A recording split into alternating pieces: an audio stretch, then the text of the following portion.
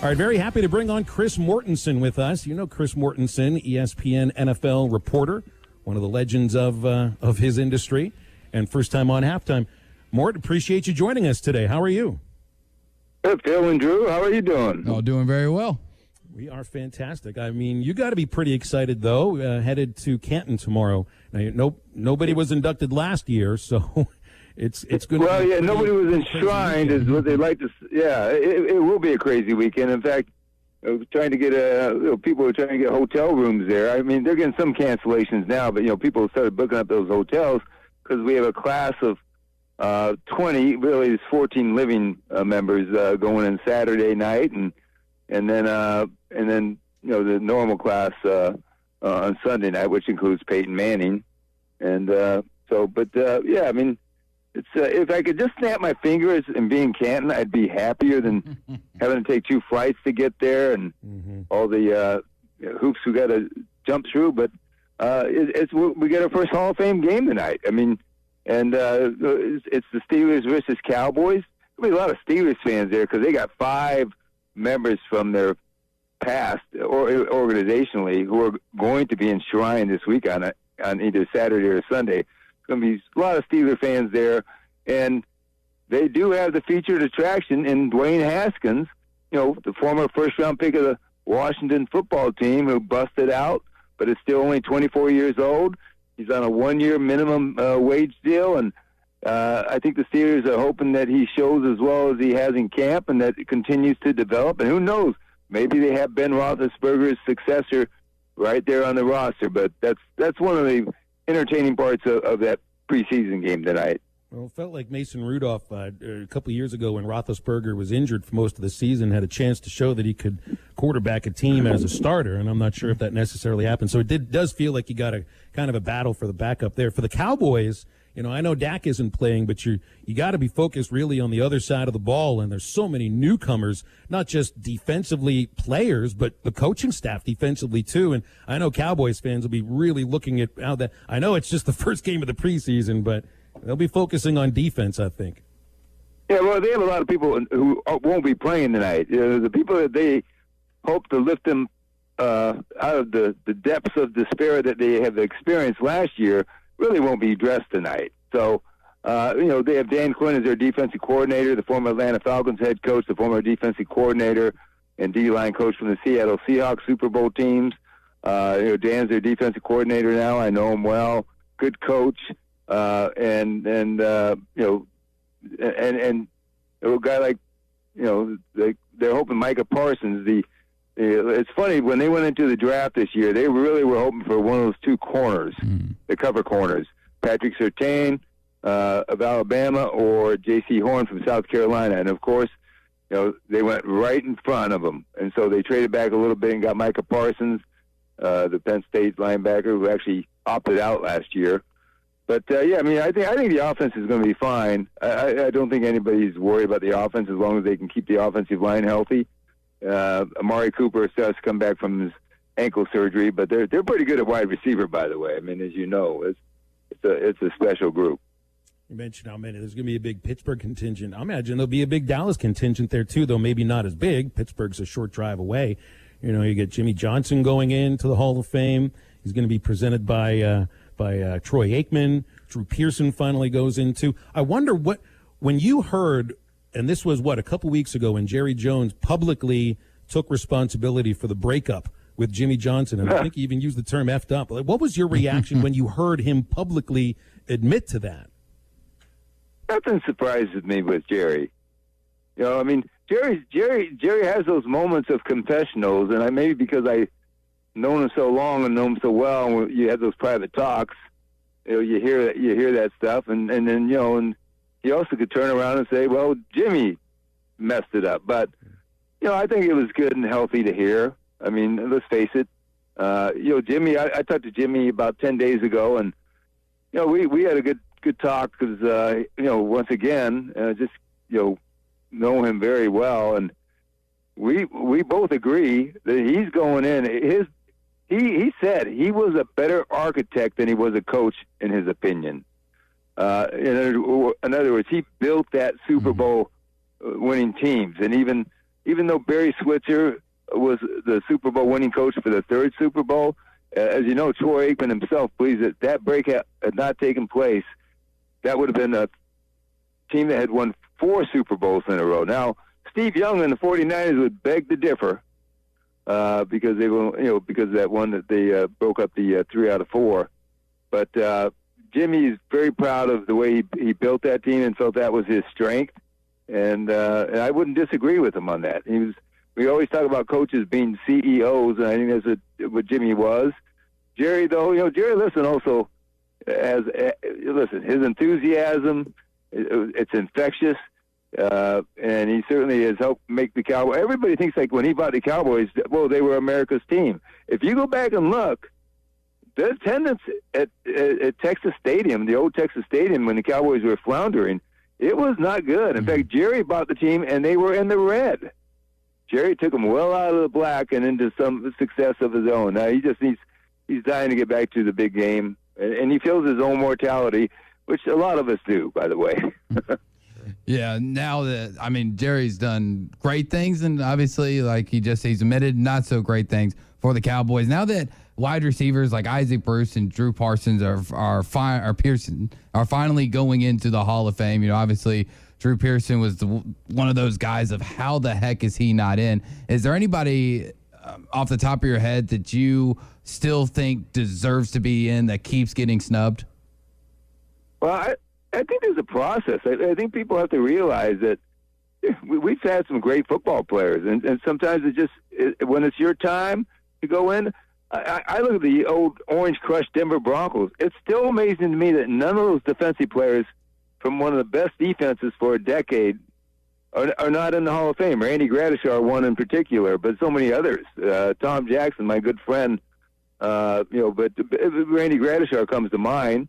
And then some people will say, well, what about Clay Matthews, the linebacker? But listen, that happens. That's why it's the Hall of Fame. It's not easy to get into, and everybody talks how baseball has a real Hall of Fame because nobody can get in. Well, that's not the way it should be. And Isaac Bruce, all in due time. Isaac Bruce, he was a great receiver. He really was, and Torrey Holt was too, but he's not in the Hall of Fame. So I think you just have to trust the process. I'm still stunned that it took this long to get Paul Tagliabue, the commissioner, in. The things that drove Pete Rozelle from the NFL, that drove him into retirement, Paul Tagliabue inherited it and then brought labor peace without any strikes that we were seeing, for the 2 decades before. And it took Paul all this time because he wasn't a PR guy. But Pete Rozelle was a great public relations guy. So everybody loved Pete, and Pete deserved to be in the Hall of Fame, obviously. But people, for some reason, because Paul didn't do the PR thing, they kind of held it against him. I'm glad the NFL and definitely the NBA Basketball Hall of Fame, they aren't as bad as baseball. They feel like they're giving out tickets to the pearly gates when they get to voting on the Hall of Fame. But other than Hall of Fame, we finally had some preseason games going on. Big news out of the NFL this week. Carson Wentz undergoing surgery. He's going to be out for quite a while for the No, he's not about quite a while. Who told you that? It could be anywhere from like 5 to 12 weeks, but I saw you'd written that he's like evaluated was I wrong? In a couple of weeks, right? Yeah. Well, no, they rest in a couple of weeks. They'll know more, but there's more optimism. He'll be ready closer to that 5 weeks, which would make him eligible for week 1, the opener. Mm-hmm.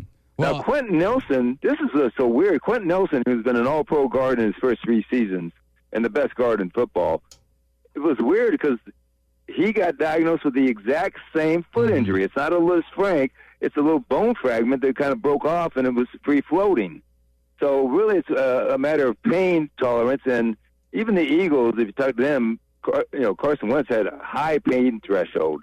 So I think that we'll know pretty quickly, but I think internally they're optimistic he'll be closer to that 5-week absence, which would make him ready for week 1 or week 2 than the the 12-week absence. Well, that kind of takes away my question was, are they going to stick with Jacob Eason and kind of run with him until Carson comes back, or could you see a move of trading for Nick Foles? So I guess you answered it right there if you think he's going to be back by week 1.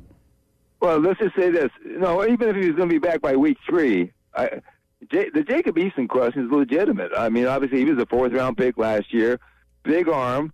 This Indianapolis Colts team is a team that plays defense. It's a playoff team. It's a Super Bowl contending team with Carson Wentz.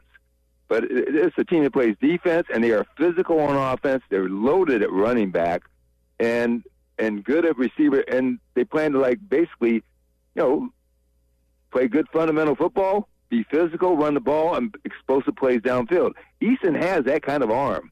And they want to, listen, this preseason is important for him. This camp is important. The first couple of days, it was like, oh, no, woe is us.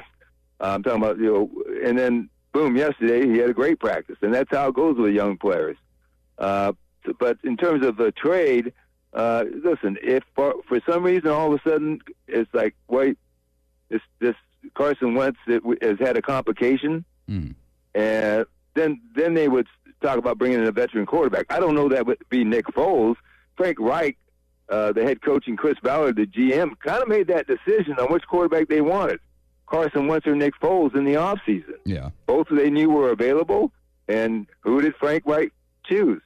He chose Carson Wentz, and I can tell you that what they saw of him in the offseason, the mini camps, and the first 5 days of training camp made them, quote, giddy. Wow.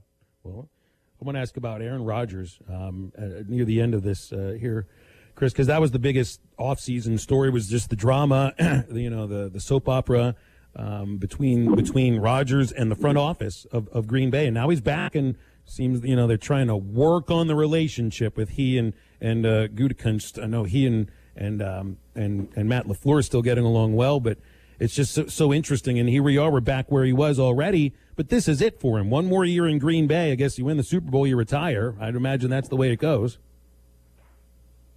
Yeah, listen, Aaron's a different guy.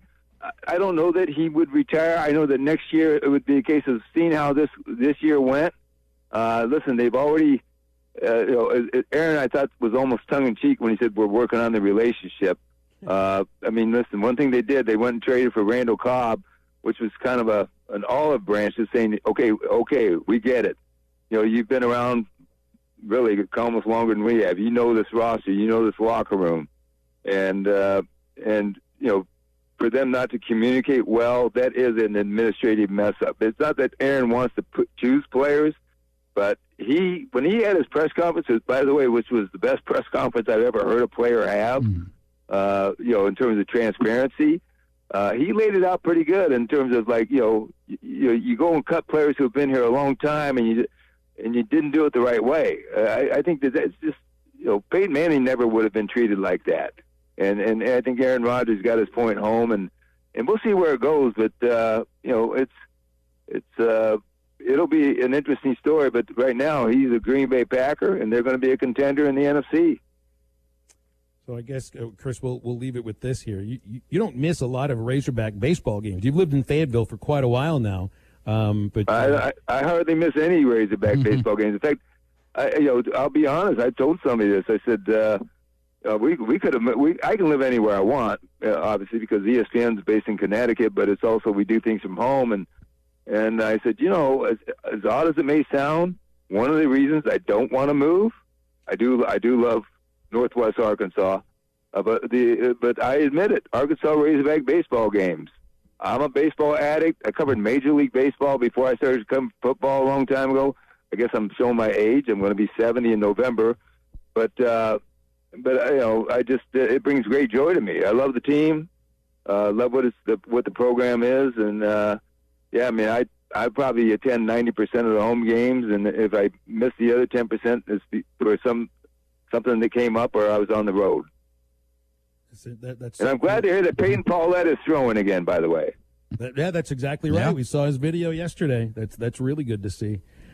Mort, it's great talking with you. We're up against the break here, so we'll leave it there. Hopefully, as the season gets going, we can do this again. Well, let's do it. You guys have a great day and a great weekend coming up. Thanks, you too. Safe travels to Canton, Ohio, and enjoy the weekend. I know there's like over 100 Hall of Famers that are coming back to Canton for this weekend. It's like big on deal. A swivel for the entire weekend. Can only imagine what that would be like. Chris Mortensen from ESPN. We're brought to you by Riley Farm Dental at 5901 Riley Park Drive, Suite A. Dr. Bo Sparkman and Dr. Brogan making sure all their patients have comfortable experiences, and that leads to better lives. Dental health does lead to a better life. All dental procedures, including braces, implants, and cosmetics. Riley Farm Dental has been voted top 3 best of the best every year, 4 years running. RileyFarmDental.com or 226-3500. Wrapping up halftime next.